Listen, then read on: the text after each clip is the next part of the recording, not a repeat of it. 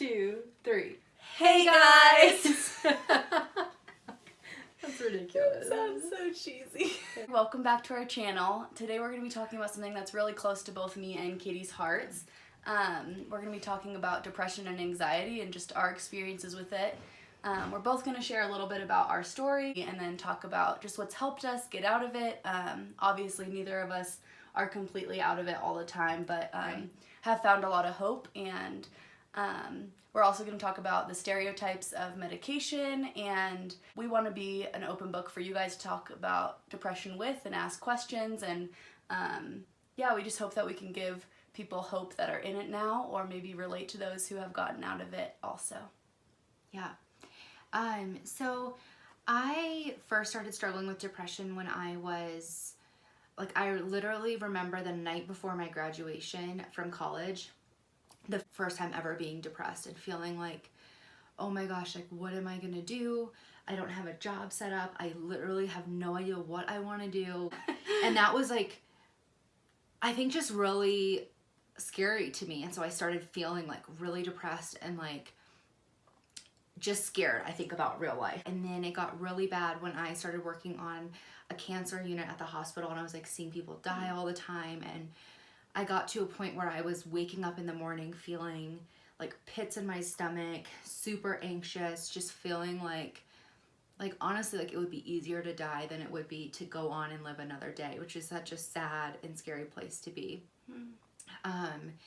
And I remember calling my mom. She did some inner healing prayer with me. I can't remember about what, but that's something that I found was really helpful to me, was asking Jesus, okay, Jesus, I'm giving you this. What do you want to give me in return? It's called a divine exchange, saying okay, God, I'm giving you my stress about this situation. What do you want to give me in return? And he might say peace or joy or laughter. And then I also started taking medications during that time because I just felt like God was Katie, this is not the baseline that I have for you.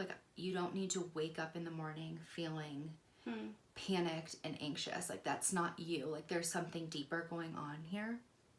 And so pretty much immediately, they say it will take 6 weeks for medication to start working.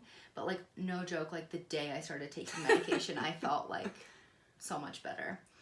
I graduated nursing school, and then I got my first nursing job, and I was scared to death that I was literally going to kill someone and kill their baby, because I'm a labor and delivery nurse. And so that would I would get so anxious going to work. I couldn't sleep before I'd go to work. It just was giving me terrible insomnia and giving me terrible anxiety. I still was feeling hopeless, and I still was feeling sometimes it would be easier just to die than to keep living. And I realized that at the root of that lie was this belief that death was my escape, but I should be believing that Jesus is my escape. And so I just was continuing to pursue the Lord and pursuing counseling. I was going to counseling every week, meeting with people, working on my marriage with my husband. And then I listened to a message by Heidi Baker. If you guys haven't listened to her, she's amazing. She's a missionary in Mozambique, and She's a wild woman. she is. She's so wild, but I love it. And she was telling a story about how when she was going to baptize children in Mozambique, she would always ask them before she baptized them, "Are you ready to die?" So good. Yeah. And if they said no, then she would say, okay, then get out of the water. You're not ready to hand your life over to Jesus.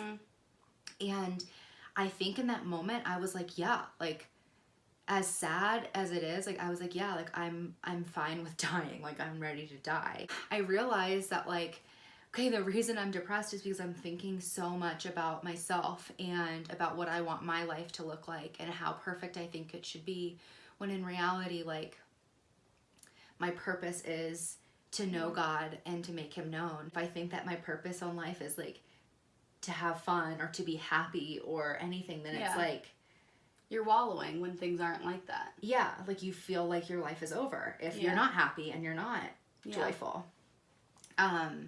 So I feel like those are some of the things that have really helped me and are the things that I go back to whenever I do feel depressed, of like even after having a baby, like there's days where I'm like, holy crap, like this is crazy. This life is crazy with a newborn baby, and just feeling like when she's crying all day, it's like super depressing. But realizing like, okay, like in this life, like I'm not called to be happy or like anything like that. Like I think God wants us to enjoy our lives, but it's not like the purpose. And if I'm living to be happy, then I do just end up being depressed, I guess. Yeah. It's good. Dude, the best part about YouTubing, PJ pants. Heck yeah. Show them yours. Literally both of us. Okay, so I'm going to share my story about depression, which is definitely very different than my sister's. Clinical depression definitely runs in our family. And for such a long time, I was like just this happy-go-lucky, like no problems, like pretty much like hardly ever felt sad. She would never cry. I would never cry. And if you did, you would cry in the shower because you never wanted to know anyone to know. Yeah, which is really sad. So sad. Like my mom and sister would hear me crying in the shower and be like, "What is she crying about?" I just kind of because we literally had no idea. Like she literally would not talk about her problems. Yeah. Yep. Yeah, I don't know. I just kind of kept everything in, and I liked being a peacemaker in the family. I'm the youngest child, and just wanted to be there for everyone else and their issues, and never really sat down to think like, what am I feeling? And like, I never really valued my feelings. Like I was like, they're not important. Like other people are feeling worse things. Which is still something I'm working through today. And it's something that so many people like say to themselves when they're feeling sad is like, I'm not starving in Africa. And it's like, I feel like it's just not actually being kind to yourself. You know? So with that belief that everyone else's feelings were more important than my own, I kind of just pushed a lot of stuff that happened in my childhood aside. And we went through some really hard things as a family. I just wanted to be there for everyone else. I remember when we lost our house, I just remember I was like, I'm not going to cry about this in front of my parents. Like they're more sad about it than I am. And so it was just kind of like a habit that I got into. And that was until my sophomore year in college. Still just a very happy-go-lucky person, but also like my freshman year had gone to this semester in Yosemite where we talked about just a lot of like philosophy. For the first time I questioned my faith and was like, and I think I experienced like a tiny bit of depression that semester because I was like, what if God's not real? Like I grew up in a Christian home and like I wanted to find it for myself and I just wasn't sure. And a family friend had committed suicide that semester and I was like, what kind of God does this? And so I experienced a tiny bit there, but kind of came out of it and really felt hope in the Lord again. I was doubting the Lord, and eventually I was able to find hope and come out of that, which I can definitely talk about more in another video if you guys are interested. But the next semester I came back to college and started dating a guy and just like fell head over heels and for the first time kind of opened my heart to someone. I had like a lot of walls up before and just had never let myself fall in love. And then eventually, long story short, we ended up breaking up.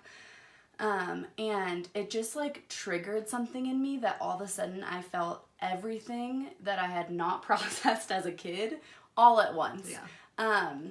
I like all of a sudden was experiencing depression and anxiety for the first time in my life, was calling my mom, my sister, my brother, my dad, literally every single day. I was working at a summer camp with the ex-boyfriend and I was just like a train wreck. I couldn't sleep. For a couple of days I couldn't eat.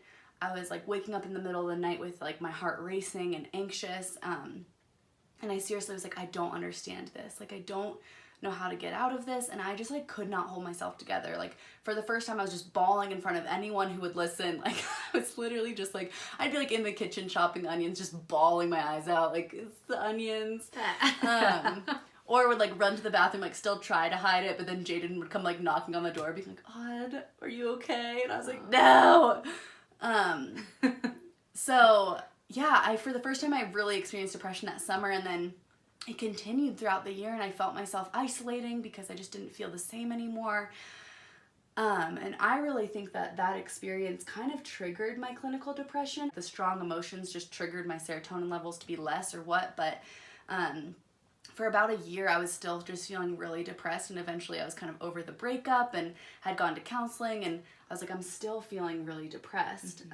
And that's when my mom and my sister were like, Odd, like, I think this is more, like, I think it's more than just your situation, like, it's not just situational depression, like, I think it might be clinical. And I was like, no, like, I don't want to go on medication. I really like natural remedies. And so I was kind of freaking out. I was like, I want to believe that Jesus will heal me. And the amount of times I went up to the front of church when they offered prayer and was like, please pray for my depression, and it just wasn't going away. And so eventually I was like, you know what, like, I think I had prayed a lot about it. I have to listen to my sister and my mom, and trust someone else when I, like, can't really trust myself. And so I tried it, and it was the same thing, like, within like 24 hours. First I had like a really weird reaction to it, and I was like waking up in the middle of the night like hallucinating or something. You were? Just the first night. I think I was in my head though. Oh my gosh. I was so scared to go on medication. I was like, I'm gonna get worse. Like, I was so terrified that I might get worse, because some people do have bad reactions, and then you have to try several different types before you get it right. My roommate, Jaden, we ended up rooming together after that summer. And she noticed a difference, like, within the first week, was like, you just seem so much more joyful, like. And so I really believe that God intervened with my depression through medication, which I hope that one day I can just get off of it and my chemicals will balance themselves again. And we've talked a lot about trying to figure out diets and exercise routines and stuff that help with depression, which we really believe that body and mind are totally intertwined. And so when you take care of yourself, it can help, but it's not always the only solution. And well, and I think the hard part about being depressed is that, like, when you're depressed, you don't have the energy to eat really well, or the energy to work out, or like even the will. Like, you just want to freaking lay in bed. Yeah. Not that medication's the answer for everyone, but for both of us, it like helped so much. And I feel like when we are ready, we're not like our first year out of college and my first baby, and like when we have time to really take care of our bodies, take care of ourselves, and be in counseling and all of that, we might be able to come off of it. Yeah. And I believe that we will. And I think a huge thing that we want to convey is that, like, we totally believe that God can heal us like this and we wouldn't need medication anymore. Right. But that's just not, I don't know if it's not his plan right now. It's just not our story right now. One of the biggest things aside from medication that got me out of my depression was community. And it was kind of like a blessing in disguise that I couldn't hide my tears anymore. Because I just, like, literally couldn't hold it together enough to, like, make it to the shower to cry. And so I was just bawling in front of everyone. And that brought just such an amazing group of girls and my family around me to just love me and care for me. I remember one time at summer camp, I was like, guys, like, I need you guys to pray for me, like, this group of girls that was working there. And they were all like, that was the biggest blessing to me. Like, I've never had someone come to me and say, like, you need to pray for me right this second. Like, I'm going to be selfish and say, all y'all are sitting around me right now and laying your hands on me. But I was like, I need it. Like, I really need it. And I knew that I needed it. And I think being vulnerable like that and being able to say, like, hey, this is what's going on, I need help, actually makes people feel, like, really good, like, that they can care for you in that way. Yeah. I don't have to feel depressed. We weren't made for depression. Like, God breaks depression. Like, whether that's through medication, whether that's through, like, other people pouring into you, whether that's just through him one day saying, boom, you're done. Like, we believe that, like, God doesn't want us to live depressed. Yeah, totally. And I think when you're at your worst, you just have to believe the people that love you, that what they're saying is true. Yeah. Like, you have to trust them because you can't trust yourself. When you're depressed, you can't trust yourself because you are speaking lies. And the devil is speaking lies when you're depressed. And he sees you at your weakest point and he goes, your life's not worth living. Yeah. Or you're never going to get out of this. Or whatever those feelings are that are making you depressed, he emphasizes them. Or you emphasize them yourself. And you have to listen to the people that love you. Yeah. Okay, so that was both of our stories. Thanks for listening, you guys. We hope that this gave maybe some of you a little bit of hope. And made you feel less alone in your struggle with depression if you are fighting it too. We are both living really joyful and hopeful lives right now, even though we have not, like, completely beat this thing. Yeah. We still, like laugh a lot and have a lot of joy and I think are enjoying our day-to-day lives Yeah. right now. So Laughter beats it, guys. it does. Just laugh. Watch a funny freaking show. Or find a funny freaking friend. Yeah. New Girl. I totally recommend New Girl. New Girl is good for depression. So good. And if you liked this video, give it a thumbs up and don't forget to hit subscribe below. We love you guys.